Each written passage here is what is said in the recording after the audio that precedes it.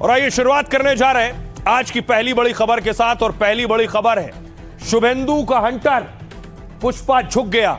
तो सबसे पहले देखिए जरा, उससे पहले कि शुभेंदु की सरकार में क्या हुआ है। जिन्होंने उपद्रव किया था, हिंसा की थी, उनको आज परेड कराई गई है।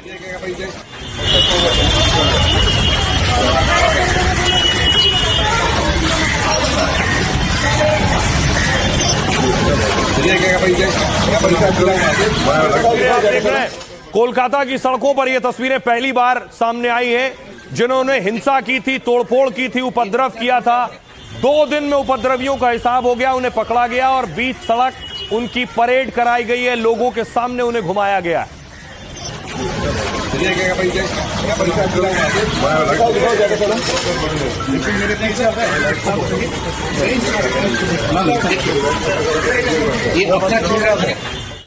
अब देखिए, अब तक आपने चुनाव में पुष्पा का नाम सुना होगा। ममता के नेता जहांगीर जो फाल्ता से चुनाव लड़ रहे थे, जहांगीर की सीट पर चुनाव होना है, वहां पहुंचे शुभेंदु अधिकारी। शुभेंदु फाल्ता में थे, प्रचार कर रहे थे।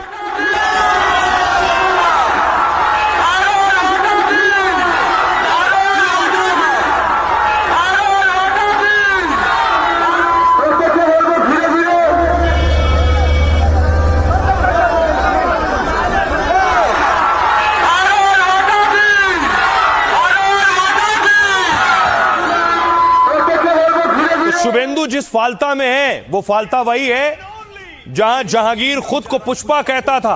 अजय पाल ने जब खुद को सिंघम कहा या उनको सिंघम कहा गया।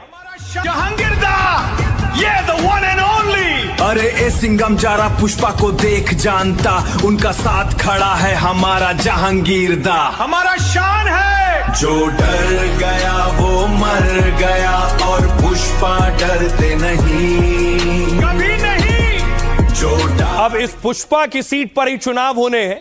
शुभेंदु वहीं पहुंचे थे और पुष्पा को ही बता रहे हैं कैसे ठीक करेंगे। सुनिए। ताई पुष्पा बोलेছিল झुकेगा नहीं, ताई पुष्पा बोलेছিল झुकेगा नहीं। पुष्पा আজকে বলছে আমি পগার পার, আমি নির্বাচনে লড়ছি না। আপনাদের শুধু বলবো, তাই পুষ্পা বলেছিল ঝুঁকেগা নেহি, তাই পুষ্পা বলেছিল ঝুঁকেগা নেহি। পুষ্পা আজকে বলছে আমি পগার পার, আমি নির্বাচনে লড়ছি না। तो अब सोचिए जरा, शुभेंदु कह रहे हैं पुष्पा कह रहा था झुकेगा नहीं, लेकिन अब पुष्पा तो लड़ेगा ही नहीं। यह तस्वीर आपको याद होगी जब जहांगीर खान के दफ्तर पर तोड़फोड़ हुई थी। चुनाव नतीजों के बाद की तस्वीर है ये।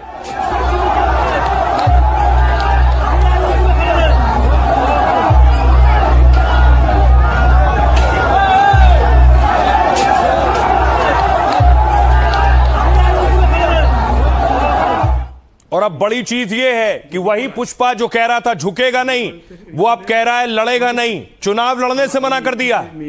আগামী 21শে মে যে রিপোল আছে, সেই রিপোলের কন্টেস্ট থেকে আমি নিজেকে দূরে সরিয়ে নিলাম। আগামী 21শে মে যে রিপোল আছে, সেই রিপোলের কন্টেস্ট থেকে আমি নিজেকে দূরে সরিয়ে নিলাম। যে রিপোল আছে, সেই রিপোলের কন্টেস্ট থেকে আমি নিজেকে দূরে সরিয়ে নিলাম। से खत्म, রিপোলের कॉन्टेस्ट থেকে टाटा बाय बाय। बंगाल में ममता का जो नेता खुद को पुष्पा बता रहा था, फाल्ता के रण में अपनी ताकत दिखा रहा था, अभिषेक बनर्जी का वो राइट हैंड जहांगीर कह रहा था पुष्पा झुकेगा नहीं, उसके गढ़ में शुभेंदु ने ऐसी हुंकार भरी कि वोटिंग से 48 घंटे पहले उसने सरेंडर कर दिया। जहांगीर ने ऐलान कर दिया कि वो अब चुनाव नहीं लड़ेगा, मतलब शुभेंदु अधिकारी को चैलेंज नहीं करेगा। चुनाव से ठीक पहले आखिर ममता का पुष्पा क्यों झुक गया? क्या उसे अपनी हार नजर आने लगी थी, या फिर हार जीत से ज्यादा शुभेंदु के एक्शन का डर सताने लगा था? अब देखिए जरा कि आखिर क्या हुआ। जो पुष्पा बन रहा था, जो कह रहा था मैं झुकूंगा नहीं लड़ूंगा, वो आखिर क्यों मैदान छोड़कर भाग गया। सियासत में इसे मैदान छोड़कर भागना ही कहते हैं। जब चुनाव हो, आपने नॉमिनेशन कर रखा है, बाकायदा ईवीएम में टीएमसी का सिंबल होगा, लेकिन पुष्पा कह रहा मैं तो लड़ूंगा ही नहीं। बंगाल की जिस फाल्ता सीट पर 2 दिन बाद चुनाव होने, ये रास्ता फाल्ता का है, 2 दिन बाद चुनाव होने, जहांगीर चुनाव लड़ रहे हैं, उम्मीदवार है टीएमसी के, खुद को पुष्पा कह रहे थे। चुनाव प्रचार खत्म होने से कुछ घंटे पहले इन्होंने मैदान छोड़ दिया और चर्चा होने लगी कि शुभेंदु राज में ममता का पुष्पा झुक गया है। टीएमसी के पुष्पा यानी जहांगीर खान ने खुद पीछे हटने का ऐलान किया।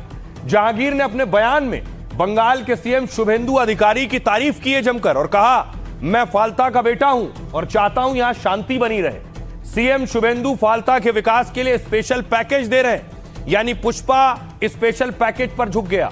इस विकास के लिए मैं फाल्ता के चुनाव से खुद को अलग कर रहा हूं। दरअसल 29 अप्रैल को दूसरे फेज में फाल्ता में मतदान हुआ था। गड़बड़ी हुई, हिंसा हुई, शिकायत के बाद 21 मई को फिर से वोटिंग होनी।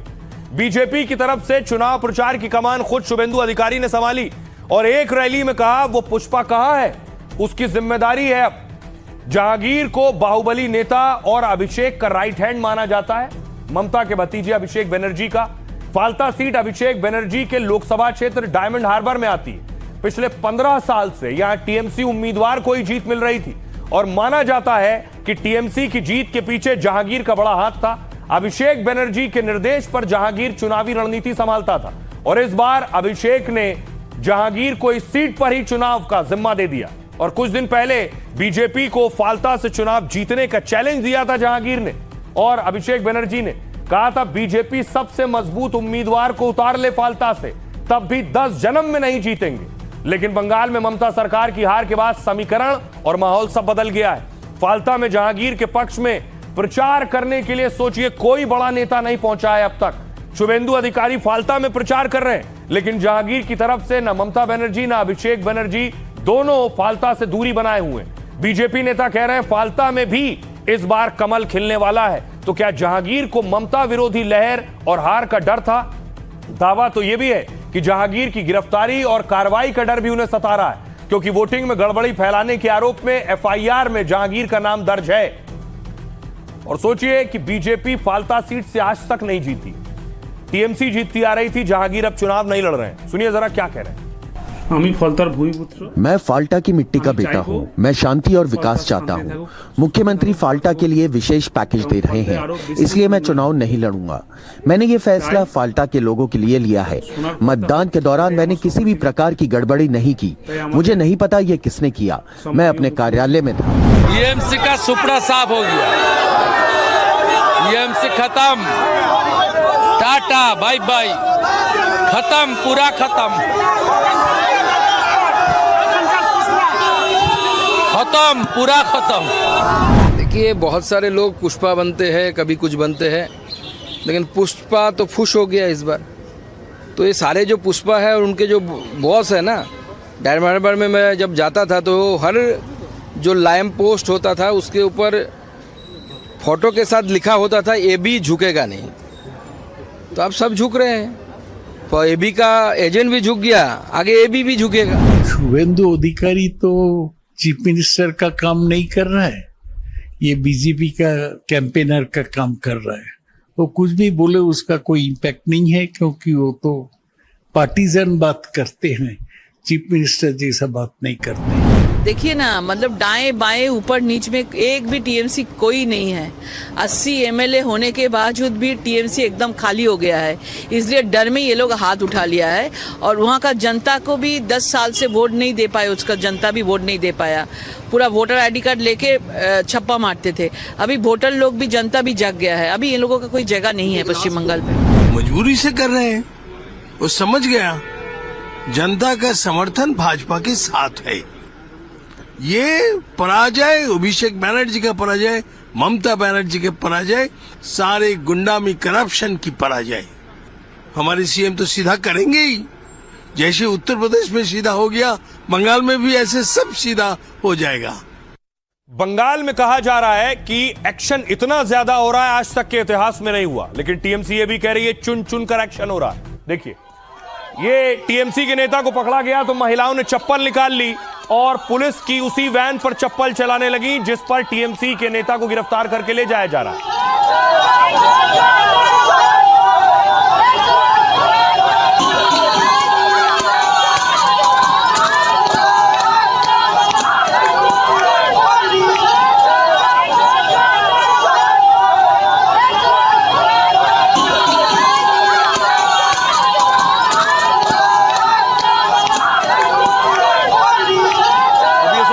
दक्षिण 24 परगना की तस्वीरें, टीएमसी के नेता को उठाया गया वैन में, महिलाएं चप्पल झाड़ू बोतल लेकर उसके ऊपर टूट पड़ी वैन पर।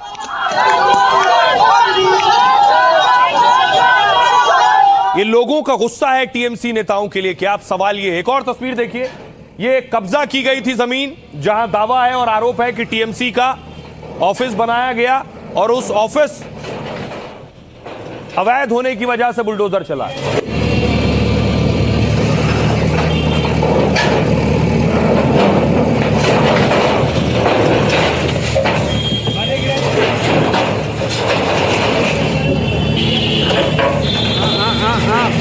পিছনে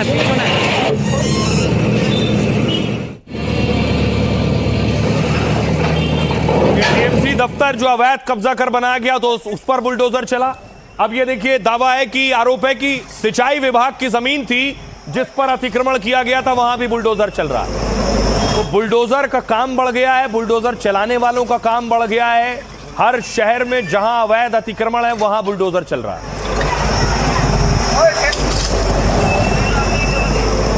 ये नंदीग्राम की तस्वीरें मैं आपको दिखा रहा हूं। अब इधर ममता बनर्जी ने आज बैठक बुलाई थी उन विधायकों की जो जीत के आए हैं। सभी ममता बनर्जी के आवास पर पहुंचे एक एक करके विधायक, जिनके साथ ममता बनर्जी ने मुलाकात की।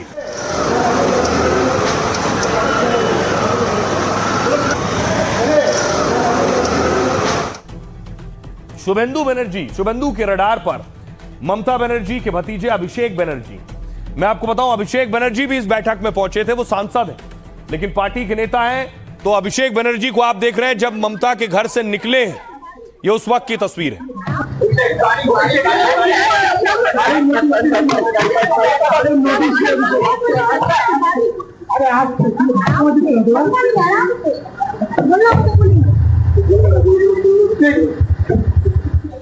और शुभेंदु के एक बयान से साफ है कि क्या होने वाला है। उन्होंने कहा दीदी गई, टाटा बाय बाय। सुपड़ा साफ हो गया, टीएमसी का सुपड़ा साफ हो गया, टीएमसी खत्म, टाटा बाय बाय, खत्म पूरा खत्म, टाटा बाय बाय, खत्म पूरा खत्म, खत्म पूरा खत्म। अब खबर यह है कि सबसे पहले ममता के भतीजे अभिषेक बनर्जी के घर पर बुलडोजर चल सकता है। दावा है कि अभिषेक बनर्जी के घर का कुछ हिस्सा अवैध है, जिसके लिए नोटिस दिया गया है कि उसे हटा दें वरना फिर बुलडोजर चलेगा।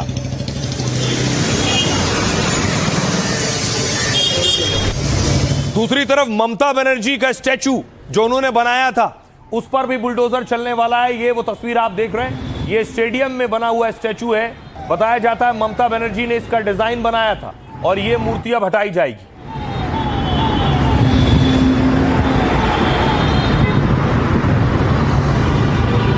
तो बुलडोजर अब ममता बनर्जी और भतीजे तक भी पहुंच गया। और क्यों?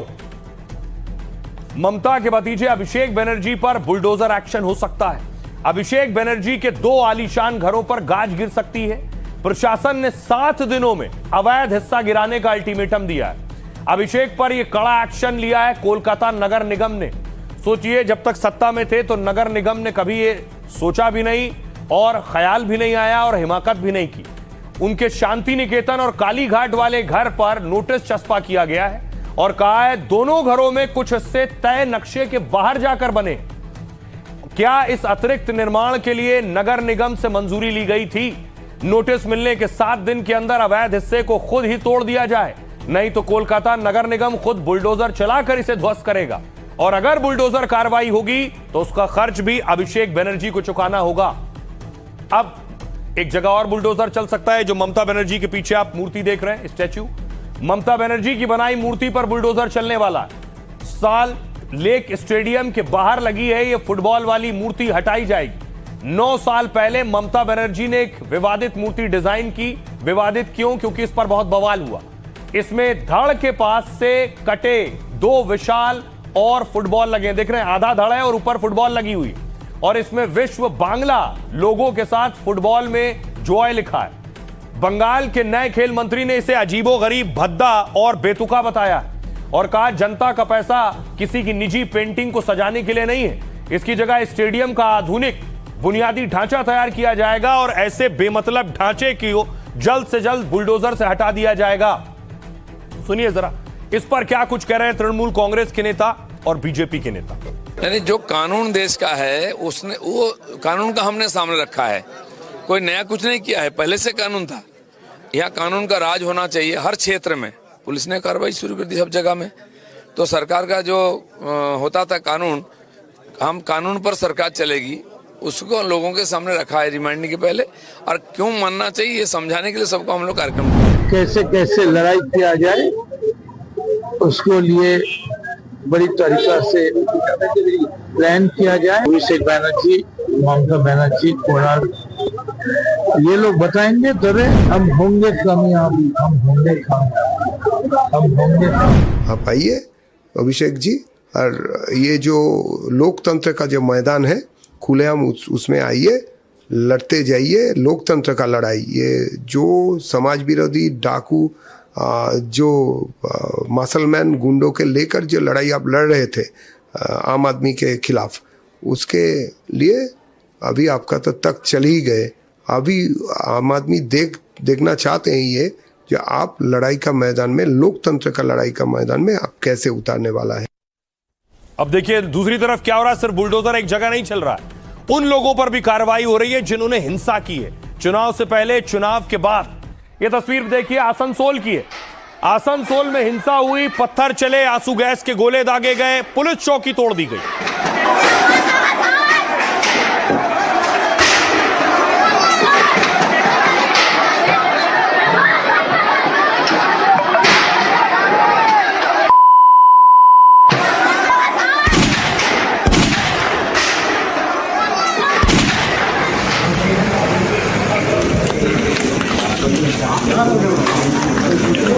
अब इस मामले में देखिए पहले तो 31 लोगों की गिरफ्तारियां हुई, अब इनकी संपत्ति जब्त की जाएगी। चस्पा कर दिए गए पोस्टर।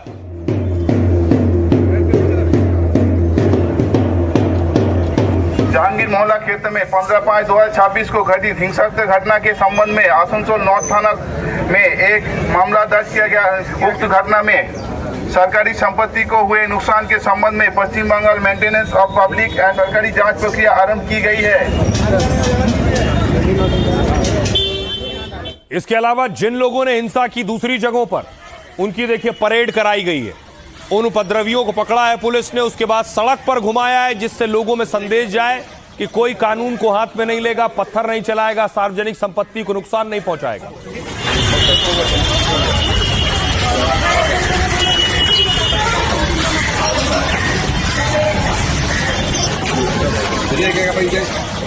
देखिए जरा उपद्रवियों पर किस तरह से शुभेंदु अधिकारी एक्शन ले रहे हैं, क्या कार्रवाई कर रहे हैं। सबसे पहले देखिए आसनसोल की तस्वीर दिखा रहा हूं। 3 दिन पहले लाउडस्पीकर को लेकर आसनसोल में बवाल हुआ और कुछ प्रदर्शनकारियों ने पुलिस थाने में भीड़ ले जाकर तोड़फोड़ की। शुभेंदु सरकार ने उपद्रवियों को पकड़ा है, उन पर एक्शन लिया है और हिंसा और बवाल को लेकर 25 से ज्यादा गिरफ्तारियां हुई हैं। पुलिस ने दंगाइयों को सबक सिखाने के लिए पहले उनका जुलूस निकाला सबके सामने और दंगाइयों से वसूली का नोटिस भी जारी किया उन्हें। घटना के दौरान सरकारी संपत्तियों को नुकसान पहुंचा था। शुरुआती स्तर पर नुकसान का आकलन किया जा रहा है और संबंधित विभागों से नुकसान की रिपोर्ट मांगी गई। दूसरी तस्वीर ये देखिए, 17 मई को प्रदर्शन के दौरान पत्थरबाजी हुई थी। इस पत्थरबाजी में करीब 10 पुलिस वाले घायल हुए थे। इसको लेकर मुख्यमंत्री ने उपद्रवियों को कड़ी चेतावनी दी और कहा कि ऐसे देश विरोधी गतिविधियों की इजाजत नहीं होगी। शुभेंदु ने कहा पहले कश्मीर में पत्थरबाजी होती थी लेकिन 370 हटने के बाद पत्थरबाजी बंद हो चुकी है। बंगाल में भी लोगों को इसकी आदत पड़ गई है। पहले बंगाल में डर का माहौल था, अब नहीं है। अब पुलिस पर पत्थर किसी भी हाल में बर्दाश्त नहीं होगा। अब इस मामले में 40 लोगों की अब तक गिरफ्तारी हो चुकी है। सुनिए जरा तृणमूल कांग्रेस के नेता क्या कह रहे हैं। कश्मीर और बंगाल का एक साथ बात करना बंगाल का इंसल्ट है। कश्मीर का मसाला एकदम दूसरा था, लेकिन आज जो बंगाल को कश्मीर के साथ नया चीफ मिनिस्टर इक्वेट कर रहे हैं, ये बहुत दुख का बात है। ये नहीं होना चाहिए। बंगाल कभी कश्मीर जैसा बना नहीं और होगा भी नहीं। देखिए, पत्थरबाजी करने का बंगाल में कोई कोशिश करेगा तो शुभेंदु अधिकारी उसको छोड़ने वाले नहीं है। पश्चिम बंगाल में अब कानून का राज है और कानून से ही पश्चिम बंगाल चलेगा। कोई कानून में हाथ में लेगा तो उस पर कार्रवाई हो। तो कार्रवाई चौतरफा हो रही है। टीएमसी आरोप लगा रही है कि यह राजनीतिक प्रतिशोध में हो रहा है, राजनीतिक बदला है। टीएमसी के एक डॉन, जिन्हें ममता का डॉन भी कहते हैं, उससे पहले एक तस्वीर देखिए जरा। ये देख रहे हैं, ममता की तस्वीर हटाई गई है। नगर निगम की तस्वीर है, म्युनिसिपल कॉर्पोरेशन में अंदर घुसे हैं। पीएम मोदी और राष्ट्रपति की तस्वीर लगाई है, ममता बनर्जी की तस्वीर हटाई गई।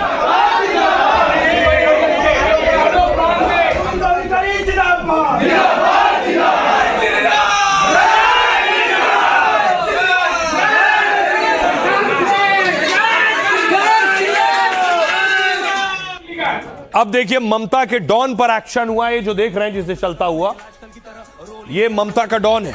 इसका नाम पप्पू डॉन है। राज्य से तोड़ के निकले इसरो की तरह, छाप के नहीं गई दूसरों की तरह। वास्तविक कला मेरी लाइफस्टाइल की तरह, रोली रेंज वो मैं चक्री की तरह। नंगे पैरों जो सिग्नल पे खड़ा, राज्य से स्वागत का मजा। कहा जाता है कि ममता के राज में ये डॉन था। इसके ऊपर बहुत से आरोप भी लगे हैं। अब देखिए ईडी ने कार्रवाई की है और पप्पू डॉन को ईडी ने उठा लिया है।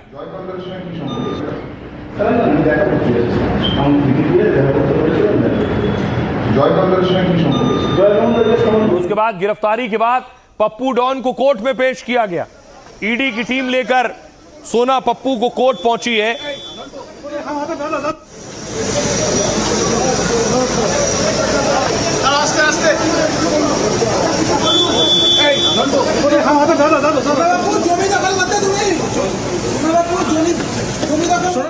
अब देखिए जरा क्या आरोप है इस शख्स पर। ईडी ने शिकंजा कसा है, लेकिन अब तक एजेंसियों से दूर था। सोना पप्पू उर्फ विश्वजीत पोद्दार ममता राज का सबसे बड़ा डॉन था, लेकिन बंगाल में सरकार बदलते ही वो कानून के शिकंजे में आ गया। ईडी ने करीब 10 घंटे की पूछताछ के बाद इसे गिरफ्तार किया है। उसकी गिरफ्तारी मनी लॉन्ड्रिंग और जबरन वसूली के आरोप में हुई है। बताया जाता है कि सोना पप्पू का ममता राज में आतंक हुआ करता था। वो कटमनी वसूलता था और ना देने पर लोगों को प्रताड़ित करता था। उसके आतंक के सामने पुलिस प्रशासन मूकदर्शक बनी रहती थी। ईडी ने अवैध वित्तीय लेन देन को लेकर उसे 5 समन जारी किए, लेकिन वो हाजिर नहीं हुआ और कानून की आंखों में धूल झोंकता रहा। हाल में इसी केस में ईडी ने एक पुलिस अधिकारी को गिरफ्तार किया और जिसके बाद सोना पप्पू पर दबाव बढ़ा और वो सोमवार को ईडी दफ्तर पहुंचा था, लेकिन जांच एजेंसी के सवालों के सामने उसकी हेकड़ी निकल गई। उसके बाद ईडी ने अरेस्ट किया है। सुनिए जरा कुणाल घोष क्या कह रहे हैं और अग्निमित्रा पॉल क्या कह रही है। के ऊपर जो टॉर्चर चल रहा है, सीपीएम जमाने में जो होता था वो फिर हुआ। इतना सारा गरीबों का प्रॉब्लम हो गया। और दूसरा ये पोस्टपोल वायलेंस चल रहा है, घर से निकल रहा है, केस दे रहा है, उसको तो फॉल्स केस में अरेस्ट थ्रेट ये सब चल रहा है। वो आप अभिषेक बनर्जी हो सकते हैं, आप ममता बनर्जी हो सकते हैं, आप जावेद खान हो सकते हैं, आप वो पप्पू बोल के वो बदमाश क्रिमिनल सोना पप्पू हो सकते हैं, आप राजू नौशकर हो सकते हैं। कितना बुद्धू है ये लोग ना, समझते थे कि ये लोग इंडिस्पेंसिबल है, कभी उन लोग को हटाया नहीं जाएगा। 15 साल बेलेघाटा में और कौशबा में इतना बदमाशी किए, अब अरेस्टेड है। और अभिषेक बनर्जी भी, आप भी कोई भगवान नहीं है। ये पब्लिक का पैसा से सरकार चल रहा है और पब्लिक को कोई अपमान हो, असुविधा हो या पब्लिक को ठग कर कुछ किया जाए, वो हम लोग करने नहीं देंगे। अब देखिए इन सारे एक्शन के बीच शुभेंदु अधिकारी के एक एक्शन की तारीफ हो रही है जो अब तक अड़चन थी ममता राज में, ऐसा आरोप है। शुभेंदु अधिकारी ने बीएसएफ के साथ बैठक की पिछले दिनों और यह तय किया कि वो इलाका वो बीएसएफ को देंगे, वो जगह केंद्र सरकार को देंगे जहां सबसे जरूरी है सुरक्षा। वो कौन सी जगह मैं आपको बताऊं, खासतौर से बॉर्डर का इलाका। बॉर्डर के इलाके कि जो जमीन है बीएसएफ चाहती थी, आरोप लगा कि ममता राज में वो जमीन नहीं मिल पाई बीएसएफ को, और वो खास जगह है जिसे चिकन नेक कहते हैं। कई बार आपने सुना होगा विरोधियों को, और खासतौर से बांग्लादेश में भी आपने सुना होगा, जब बांग्लादेश में कहा जाता था भारत की चिकन नेक काट देंगे, चिकन नेक काट के नॉर्थ ईस्ट को अलग कर देंगे। वो चिकन नेक पश्चिम बंगाल का हिस्सा है, वहां की जमीन शुभेंदु अधिकारी केंद्र को देने जा रहे हैं। देखिए जरा, जिससे सुरक्षा बढ़ाई जा सके। ये आप देख रहे हैं नक्शा, ये पूरा नॉर्थ ईस्ट है, इसमें असम एक आप देख रहे हैं, ऊपर भूटान है, नीचे बांग्लादेश देख रहे हैं, उधर नेपाल देख रहे हैं, लेकिन ये बीच का हिस्सा जो आपको नजर आ रहा है सिलीगुड़ी के पास, जो व्हाइट सर्कल आप देख रहे हैं, ये पश्चिम बंगाल से सिलीगुड़ी से ही आप देख रहे हैं, यहां से निकलकर पूरे नॉर्थ ईस्ट में एंट्री होती है। सिर्फ यही हिस्सा है जहां नॉर्थ ईस्ट में एंट्री होती है, बाकी बांग्लादेश है और कहीं से आप नहीं जा सकते नॉर्थ ईस्ट में।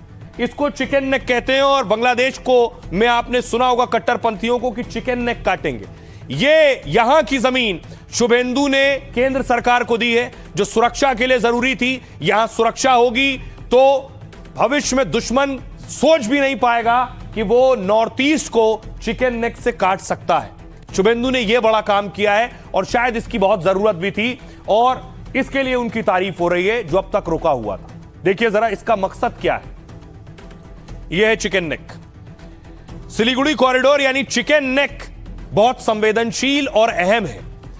देश के नॉर्थ ईस्ट के 8 राज्य चिकन नेक के रास्ते से जुड़े हुए हैं। कई जगह यह रास्ता महज 20 से 22 किलोमीटर संकरा है, और इस रास्ते में अगर रुकावट आई तो 8 राज्य जो आप देख रहे हैं ये सब कट जाएंगे। आरोप लगते रहे कि चीन और बांग्लादेश की नजर इस पर रहती है। बांग्लादेशी कट्टरपंथी चिकन नेक को लेकर धमकी भी देते रहे, इसलिए सुरक्षा और नेटवर्क के लिए केंद्र इसका जिम्मा मांग रही थी, लेकिन आरोप लगा कि ममता सरकार इसे जानबूझकर टाल रही थी। अब शुभेंदु ने चिकन नेक की 120 एकड़ जमीन केंद्र को सौंप दी है, साथ ही चिकन नेक से जुड़े हाईवे भी अब केंद्र के अधीन होंगे। मतलब अंडरग्राउंड रेल सेवा और इंफ्रास्ट्रक्चर पर तेज काम होगा। इससे पूर्वोत्तर के राज्यों का विकास और नेटवर्क भी बढ़ेगा, और भारत के नाजुक बॉर्डर वाले रास्ते की सुरक्षा मजबूत होगी। इसके अलावा देखिए घुसपैठियों पर अंटर है। कुर्सी संभालते ही शुभेंदु ने पहला फैसला घुसपैठियों के खिलाफ किया। घुसपैठ रोकने के लिए बांग्लादेश बॉर्डर पर तारबंदी शुरू की। 45 दिन में फेंसिंग के लिए बीएसएफ को जमीन का ऐलान कर दिया है। अब घुसपैठियों के खिलाफ शुभेंदु ने एक और हंटर चलाया है। वो ये कहा जिनका नाम वोटर लिस्ट से कट चुका है उन्हें देश से बाहर किया जाएगा। शुभेंदु ने कहा मुझे पता है मेरे सीएम बनने से जमाते इस्लामी की नींद उड़ गई है, और मैं न किसी से डरने वाला हूं और न किसी दबाव के आगे झुकूंगा। हम देश को सुरक्षित रखने का काम जरूर करेंगे, जिसे दिक्कत है वो कोर्ट जाए। शुभेंदु ने घुसपैठ पर कड़े एक्शन का बांग्लादेशी कट्टरपंथी भी विरोध कर रहे हैं। वहां के बांग्लादेश सरकार के सलाहकार हुमायूं कबीर ने बयान जारी किया है। कहा सीमा पर बाड़ लगाने के भारत के फैसले से बांग्लादेश डरा नहीं है।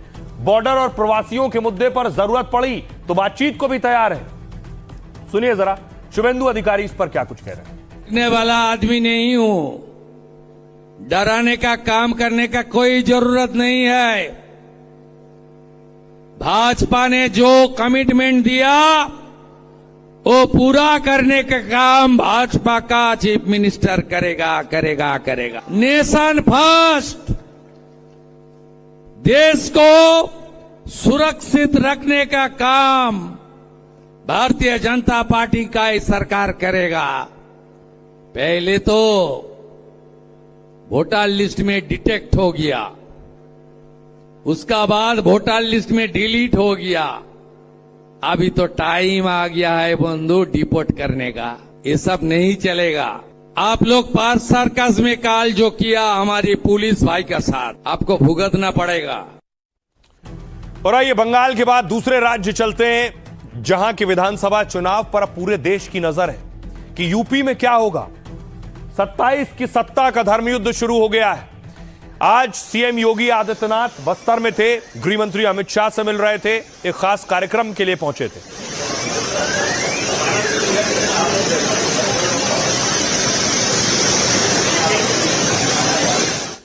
एक्सपर्ट्स कहते हैं, चाणक्य कहते हैं कि बीजेपी के चाणक्य ने बंगाल जिताया है, गृह मंत्री अमित शाह ने।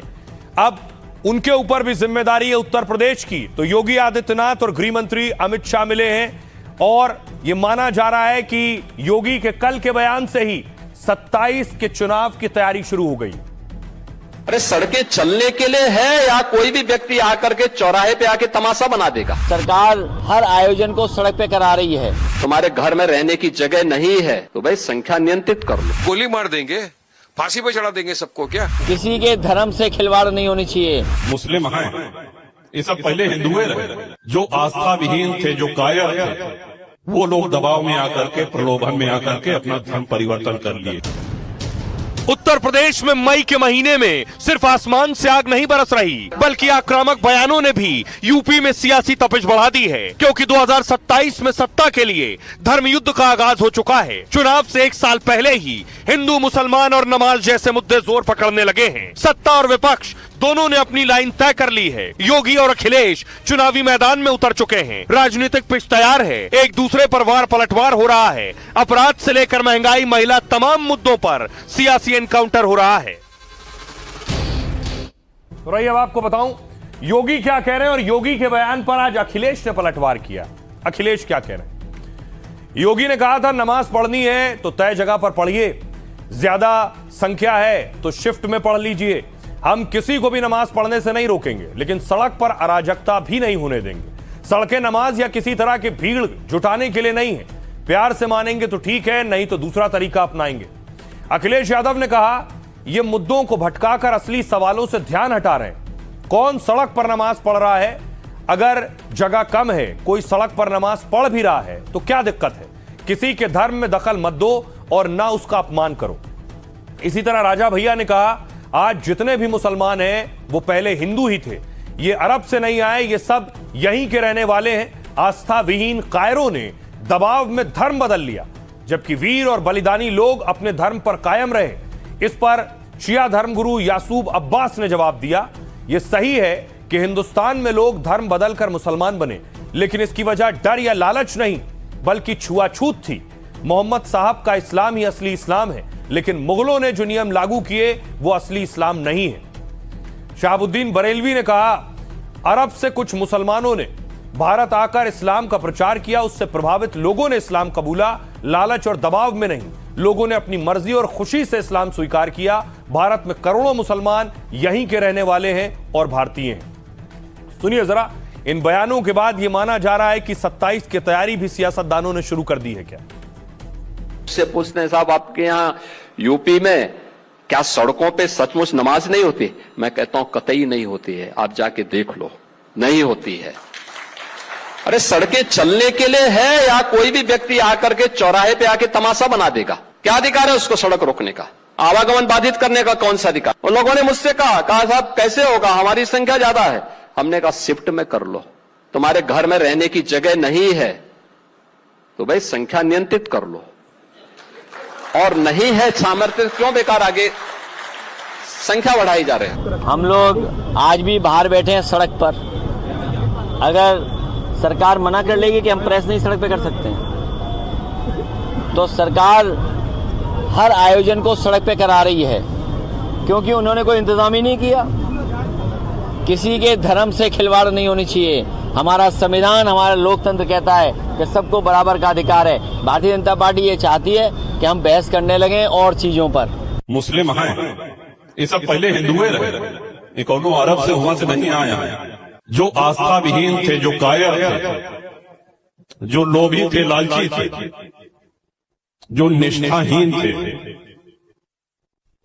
वो लोग दबाव में आकर के, प्रलोभन में आकर के अपना धर्म परिवर्तन कर लिए।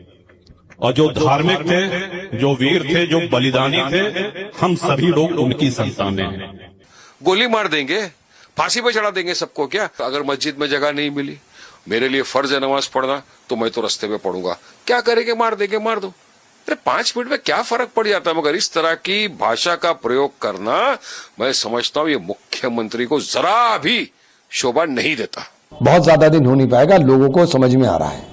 लोग समझ रहे हैं कि आप हिंदू मुसलमान करके, नफरत कर करके, तो ये धीरे धीरे जो छोटे लोग हैं उनको खत्म करने की दिशा के अंदर ये सरकार बढ़ रही है। वो तो एकदम सही बोले हैं, सड़क चलने के लिए है और वो सारे ना समझ है, वो सड़क पे नमाज पढ़ रहे हैं। क्या करेंगे?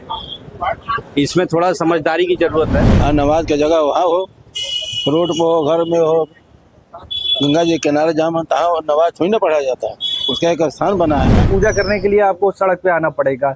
आप अपने घर पे पूजा कर सकते हैं, आप अपने मंदिर में पूजा कर सकते हैं, आप अपने मस्जिद में पूजा कर सकते हैं। नमाज पढ़ने से 5-4 मिनट की कुछ नहीं हो रहा, अगर पढ़ भी लेगा सड़क पे आदमी, ना उससे ट्रैफिक रुकेगा ना कोई बाधा होगा। मसला हल होने वाला नहीं कि नमाज ना पढ़ो, यहाँ ना खड़े हो, नहीं होते भाई, इससे क्या होगा। नमाज जो रोड पढ़ते हैं ये शक्ति प्रदर्शन है मुस्लिमों का। ये शक्ति प्रदर्शन इसलिए दिखा रहे कि यहाँ पे हमारी आबादी है और ये आने वाले समय में हम आपको दबा कर रखेंगे। बीच सड़क पे हो जाता है तो पूरा भीड़ होने से एम्बुलेंस या किसी प्रकार की रास्ते में निकलने पे समस्याएं आ सकती है। अगर नमाज पढ़ना ही है तो भैया उनके पास जगह है तो वहाँ भी पढ़ा जा सकता है। देश के मुख्यमंत्री है, पूरी जनता का उनका सम्मान और ध्यान देना जरूरी है, इससे हर आदमी सुरक्षित रहे। अगर मना करते हैं तो अच्छी बात है, हम सुरक्षा के दृष्टि से भी देखते हैं। आपने देखा होगा कभी मरीज जा रहे हैं, कभी स्कूल के बच्चे जा रहे हैं, अगर ऐसे में अगर रोड को अगर जाम कर दिया जाएगा तो क्या समय से लोग पहुंच पाएंगे। एम्बुलेंस लगी है, आप रोड जाम किए हैं, कोई जा रहा है अर्जेंट, किसी को ट्रेन पकड़ना है, कहीं जा रहा है अर्जेंट, फिर माहौल भी बिगड़ जाता है। अगर जरा बोल दे तो उस बीच का माहौल भी तो खराब हो सकता है। तो मुख्यमंत्री ने कहा है भाई ठीक है, वो रोड पे नहीं पढ़ना है, शिफ्ट हो जाए तो अच्छी बात है। भाई हमारे देश के मुख्यमंत्री हैं, उनकी भी बात रखनी चाहिए। हमारा हिंदू समाज भी तो पूजा करता है, पाठ करता है, रोड चक्का जाम करके नहीं करता है ना कि हर शुक्रवार जाम करेगा या कोई एम्बुलेंस जा रहा है या कोई पेशेंट जा रहा है या कुछ भी जा रहा है, तो ये तो गलत है। जो गलत है वो गलत है। जब मस्जिद में जगह नहीं मिलती है तभी कोई मजबूरी में रोड पे आता है पढ़ने। मुख्यमंत्री का जो बयान है वो राजनीतिक रहता है, हिंदू मुस्लिम वाला। ये तो जनता के मुद्दे हैं, जनता परेशान है इन सब चीजों से। कहीं भी नमाज पढ़ना, जब नमाज पढ़ने के लिए जगह दी हुई है, वक्फ बोर्ड के पास इतनी जमीन है, वो वहां नमाज का इंतजाम करे। अब देखिए जरा, ये तो योगी के फैसले के बाद लोग क्या कह रहे थे वो आपने सुने। अब योगी के एनकाउंटर की बात करते हैं। नोएडा में एनकाउंटर हुआ है, कल भी मैंने आपको दिखाए थे, आधा दर्जन से ज्यादा एनकाउंटर। ये हत्या के आरोपी का एनकाउंटर हुआ। गलती होगी बस मुझे माफ कर दो, अपना करने का गलती होगी बस मुझे माफ कर दो, अपना करने का। अब देखिए एक और तस्वीर आई इटावा से। कुख्यात अपराधी का एनकाउंटर इटावा में हुआ है और ये हाफ एनकाउंटर है।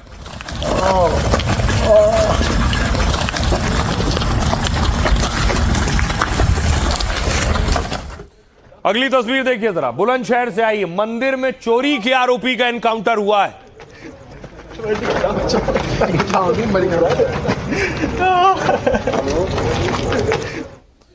अगली तस्वीर देखिए, ये मथुरा से है।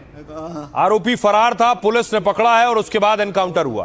अपना गलती होगी बस मुझे माफ कर दो, अपना करने का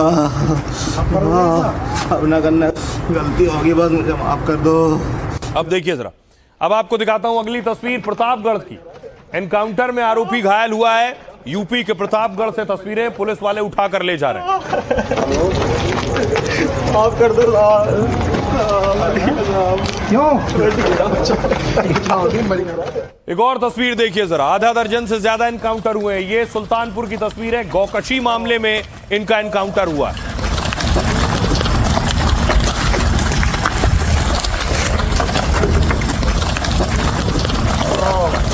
इन एनकाउंटर पर विरोधी सवाल भी उठाते हैं कि सारी गोलियां पैर के नीचे ही क्यों लगती हैं। अगली तस्वीर देखिए, सहारनपुर की तस्वीर है। गौकशी मामले में एनकाउंटर हुआ है इनका।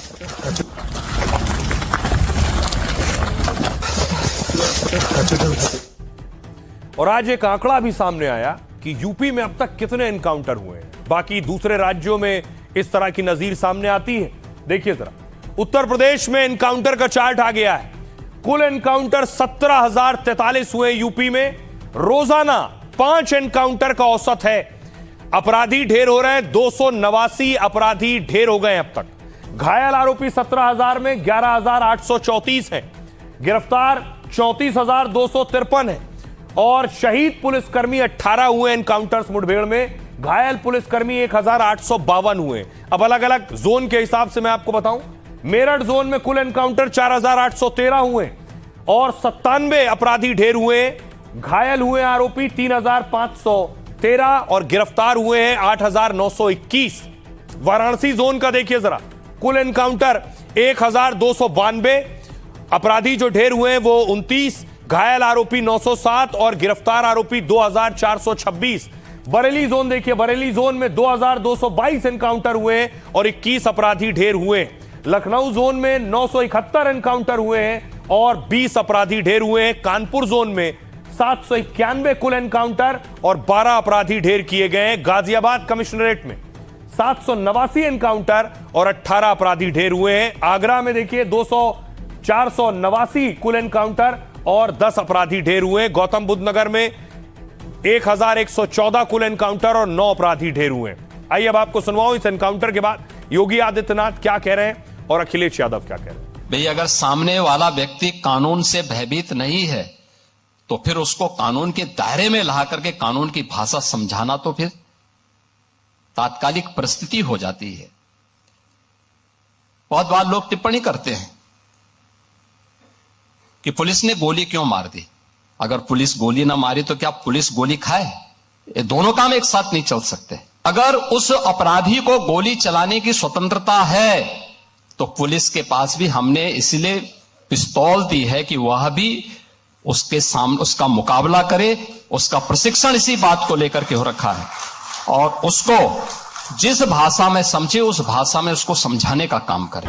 इनकाउंटर बड़े पैमाने पर सरकार ने केवल कानून व्यवस्था को लेकर के दिखावा किया है, लेकिन एक बहुत प्रतिष्ठित अखबार ने भी ये लिखा है कि राजधानी लखनऊ में एक दिन में कितनी महिलाएं लड़कियों को छेड़ा जाता है, लड़कियों के ऊपर कितनी घटनाएं हो रही हैं। और सरकार को वो आंकड़ा भी जनता को देना चाहिए जिसमें सबसे ज्यादा दलित, सबसे ज्यादा हमारी बेटियां, सबसे ज्यादा महिलाओं के साथ घटनाएं घटी। जहां ये इनकाउंटर के आंकड़े दे रहे हैं, वही डीजल पेट्रोल के भी तो आंकड़े दें।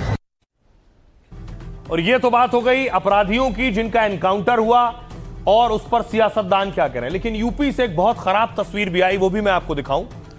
ये तस्वीर देख रहे हैं, गाजियाबाद से आई है, जहां रेप के आरोपी का वेलकम हो रहा है। रेप का आरोपी छूटा जमानत पर, तो देखिए कैसे उसका स्वागत हुआ है।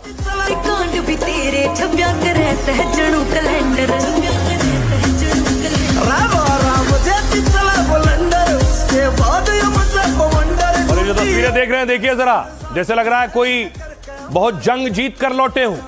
कंधे पे उठा रखा है, गले में माला डाल रखी है। एलएलबी छात्रा से रेप का आरोपी है, जमानत पर आ रहा है और कंधे पर लेकर समर्थक निकल रहे हैं। ये आज की सबसे खराब और शर्मनाक तस्वीर।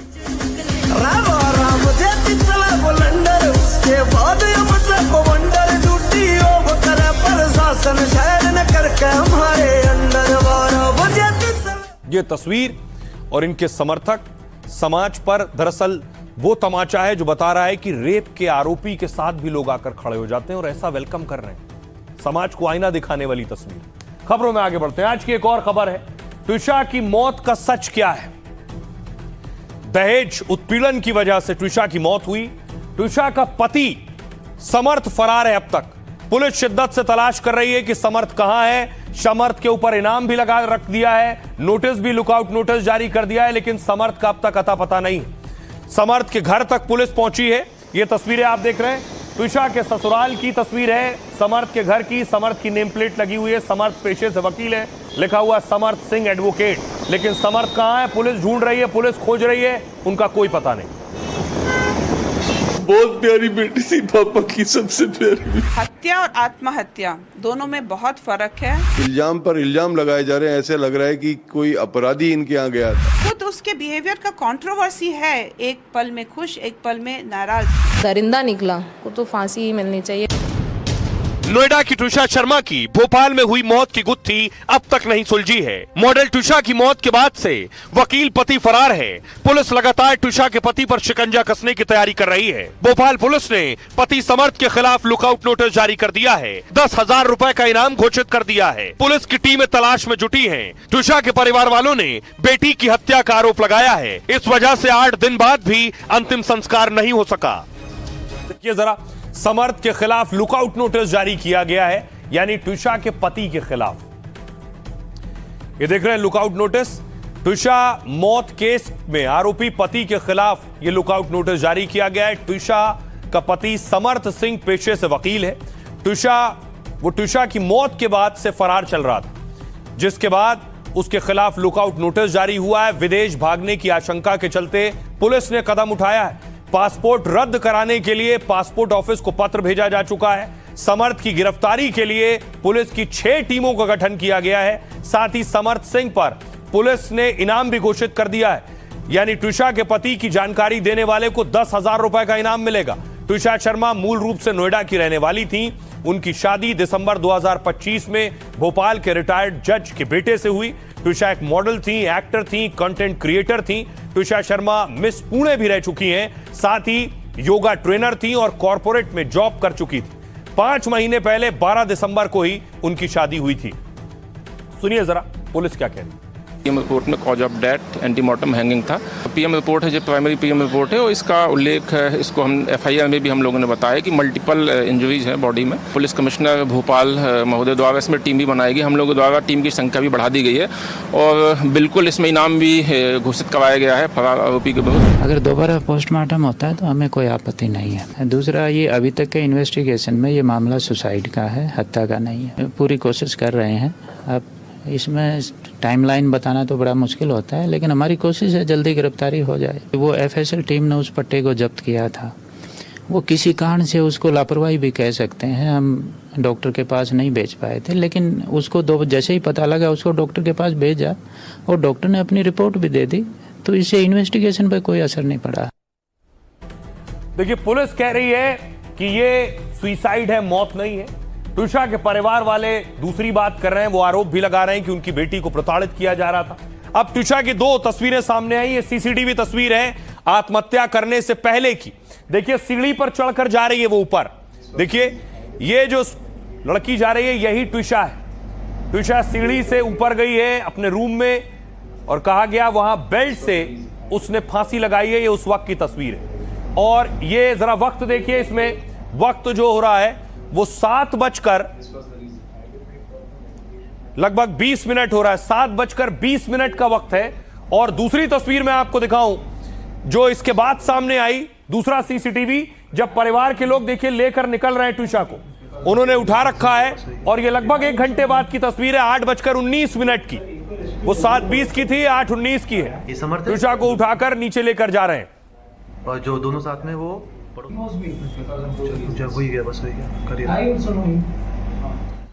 तो इसके बाद ट्विशा के जो चैट सामने आए उसमें से एक आखिरी चैट जो मैं आपको दिखाऊं क्या था ट्विशा का, इसको देखिए जरा। नीचे क्या लिखा हुआ है, वो लिख रही है कि आई एम ट्रैप्ड, मैं फंस गई हूं, अब तू मत फंसना, ज्यादा बात नहीं कर सकती हूं और मैं तुझे फोन करूंगी जब सही वक्त होगा। ये अपनी सहेली को ट्विशा बातचीत कर रही है। अब सवाल यह है कि ट्विशा ने आत्महत्या की है या हालात ऐसे थे। तस्वीर मैं आपको दिखाऊं, ट्विशा की गर्दन की तस्वीरें आप देख रहे हैं। ये जो मार्क हैं, गर्दन के मार्क हैं, बाकायदा पोस्टमार्टम हुआ है। पोस्टमार्टम रिपोर्ट से जो खुलासा हुआ है, जो बात पुलिस का भी कहना है कि ट्विशा ने आत्महत्या की है, पोस्टमार्टम रिपोर्ट से लगभग यह साबित हो रहा है। अब देखिए दोनों परिवार क्या कह रहे हैं। ट्विशा का परिवार कह रहा है पोस्टमार्टम रिपोर्ट में सुसाइड की पुष्टि हुई है, ये पोस्टमार्टम रिपोर्ट से जुड़ी बात है और जिस बेल्ट से फांसी लगाने की बात कही गई है उसे जांच अधिकारी पोस्टमार्टम के समय एम्स भोपाल नहीं ले गए थे। बाद में बेल्ट जांच के लिए डॉक्टरों को सौंपी गई है और जिससे फांसी किस चीज से लगाई गई है यह साफ नहीं हो पाया। गर्दन के मार्क्स का सही मिलान और माप भी नहीं हो पाया है और शरीर पर चोट और मारपीट के निशान मिलने से मामला संदिग्ध हो गया है। हाथ और कान पर चोट के निशान मिले। ट्विशा का परिवार देखिए क्या कह रहा है। मायके पक्ष ने शारीरिक और मानसिक प्रताड़ना का आरोप लगाया है। परिवार का आरोप है कि शादी के कुछ समय बाद ही ट्विशा को प्रताड़ित किया जाने लगा। परिवार के मुताबिक दोनों बार उसका गर्भपात भी हुआ। 12 मई 2026 को उसका शव फांसी पर लटका मिला। परिवार ने कोर्ट में दूसरे पोस्टमार्टम रिपोर्ट के लिए याचिका दी। मौत के 8 दिन बाद भी ट्विशा का अंतिम संस्कार नहीं किया जा सका। परिवार का दावा यह है कि पुलिस को बुलाए बिना ही शव को अस्पताल क्यों ले जाया गया।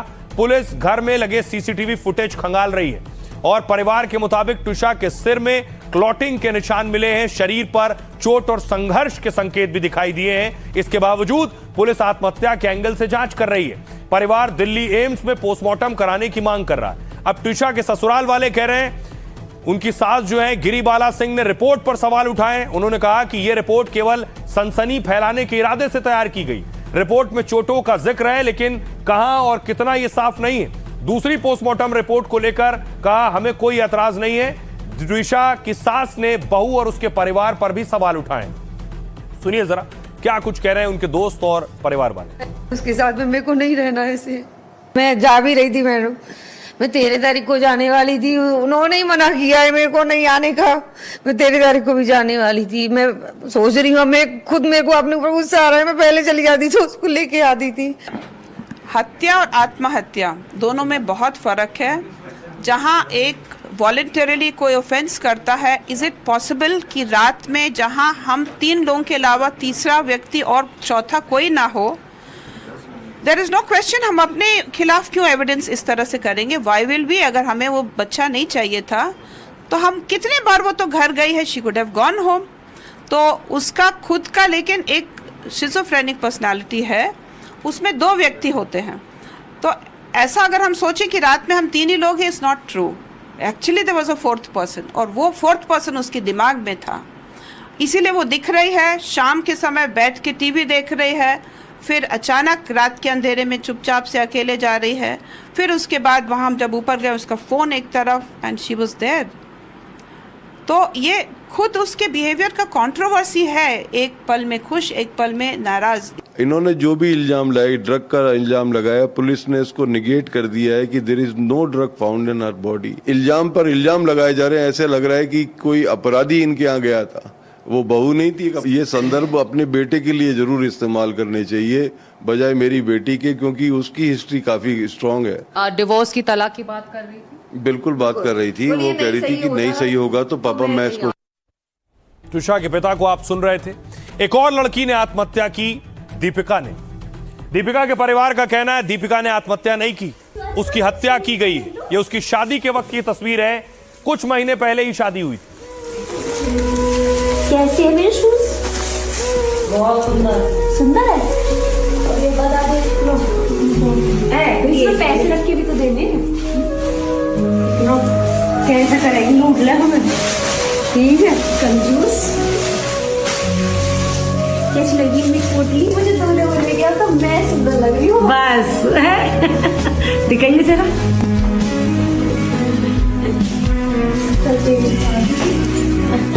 सिर्फ 4 महीने पहले की ये तस्वीरें हैं और आज दीपिका नहीं है। ये वो तस्वीर है दीपिका के पति की तस्वीर। दीपिका के साथ पति को पुलिस ने गिरफ्तार कर लिया है। पति और ससुर, 2 गिरफ्तारियां हुई हैं। तस्वीर में आपको दिखाऊं, ये दीपिका के पति हैं जिनकी गिरफ्तारी हुई है और ये दीपिका के ससुर हैं।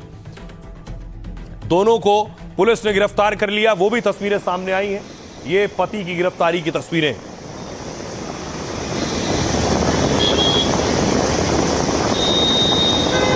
अब देखिए दीपिका की जो पोस्टमार्टम रिपोर्ट आई है, उससे पहले मैं आपको तस्वीर दिखाऊं। ये ससुराल है, ससुराल पक्ष में ताला लगा है, पूरा घर फरार है। ससुर और पति गिरफ्तार हो चुके हैं, बाकी लोग गायब हैं। अब देखिए जरा दीपिका की पोस्टमार्टम रिपोर्ट आई है, वो क्या कहती। ये ससुर और पति जेल में। ग्रेटर नोएडा के चर्चित दीपिका केस में पोस्टमार्टम रिपोर्ट में खुलासा हुआ कि दीपिका के शरीर पर 1-2 नहीं, चोट के 30 निशान मिले। शरीर पर बाहरी और आंतरिक दोनों तरह की गंभीर चोट पाई गई। दाहिने चेहरे की ओर 12 बाय 9 सेंटीमीटर आकार का घाव था। बाएं कोहनी जोड़ पर लगभग 9 बाय 6 सेंटीमीटर आकार की चोट मिली है। कमर, पेट के निचले हिस्से में घाव मिला है। दाहिनी जांघ पर बहुत गहरे और बड़ा चोट का निशान है। रिपोर्ट के मुताबिक बाएं कान से खून निकल रहा था। दाहिने हाथ के चारों ओर गोलाकार चोट के निशान पाए गए। बाएं घुटने के जोड़ पर हड्डी तक गहरा घाव पाया गया। मस्तिष्क के बाईं ओर और बीच में रक्त का थक्का मिला है। पोस्टमार्टम रिपोर्ट से साफ नहीं हो पाया कि यह हत्या है या आत्महत्या है। पुलिस ने जांच के लिए विसरा को सुरक्षित रख लिया है। ससुराल वालों ने तीसरी मंजिल से कूदकर आत्महत्या का दावा किया। वहीं दीपिका के मायके वाले ने बेटी की हत्या का आरोप लगाया। ससुराल वालों पर बेटी को दहेज के लिए परेशान करने का आरोप है। दीपिका की शादी करीब 14 महीने पहले ऋतिक से हुई और परिवार का दावा है कि शादी में करीब 1 करोड़ रुपए खर्च हुए। इसके बावजूद ससुराल पक्ष की मांग खत्म नहीं हुई। फॉर्च्यूनर गाड़ी 50 लाख रुपए की अतिरिक्त मांग कर रहे थे। परिवार ने दीपिका के पति, ससुर, सास, ननद के खिलाफ केस दर्ज किया है। पति और ससुर को 14 दिन की न्यायिक हिरासत में भेजा गया है। दीपिका बीएड पास थी, 12वीं में टॉपर थी दीपिका। सुनिए जरा दीपिका के परिवार वाले क्या कह रहे हैं। मैं अब अंदर घर में था, जैसे कि एक आवाज सी आई तो मैं दौड़ के बाहर गया।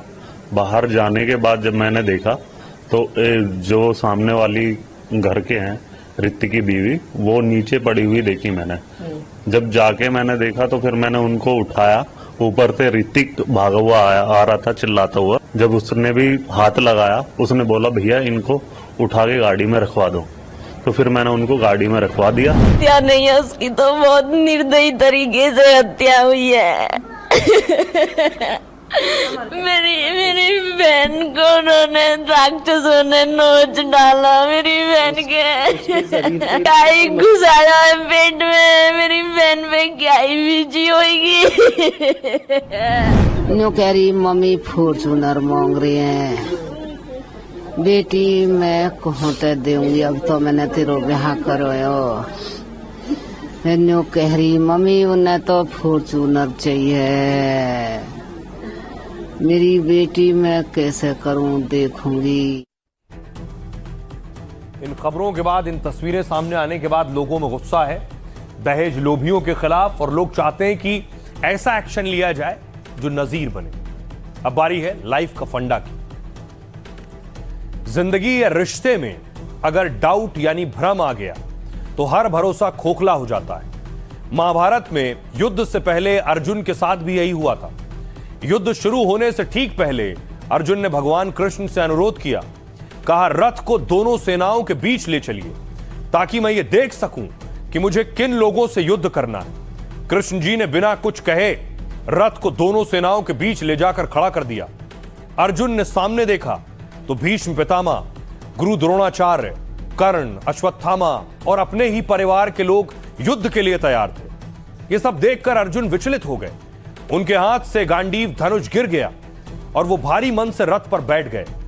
अर्जुन ने कहा मैं ये युद्ध नहीं कर सकता, मेरे सामने मेरे अपने ही लोग हैं, मैं इन्हें कैसे मार सकता हूं। श्री कृष्ण ने अर्जुन को देखा और समझ गए कि समस्या भय की नहीं भ्रम की है।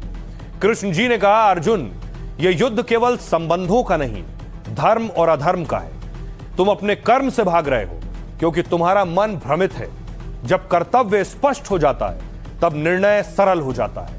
जिंदगी में कमजोरियां आना स्वाभाविक है, लेकिन भ्रम में रहना सबसे बड़ी कमजोरी है। अगर तुम युद्ध नहीं करोगे तो कायरों की तरह मारे जाओगे। युद्ध करोगे तो या तो जीतोगे या वीर गति को प्राप्त होगे। यह सब सुनकर अर्जुन का मन शांत हुआ और भ्रम दूर हुआ। वो गांडीव उठाकर फिर लड़ने को तैयार हो गए। महाभारत के इस प्रसंग में लाइफ का बड़ा फंडा छिपा है। भय से ज्यादा खतरनाक भ्रम होता है। डर हमें रोकता है लेकिन भ्रम गलत दिशा में ले जाता है। इसलिए हर फैसले से पहले सोच को साफ रखना जरूरी है। तो जहां से जो अच्छा हासिल हो उसे अपनाइए, अपनी जिंदगी में उतारिए। अपना और अपनों का बहुत बहुत ख्याल रखिए। रुक रहे हैं एक छोटे से ब्रेक के लिए।